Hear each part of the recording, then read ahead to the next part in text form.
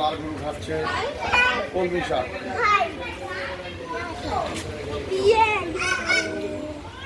এটা দেখো আমাদের কালো গরু যে আদর করছে। আমি দেখো আমি একে আদর করি কারণ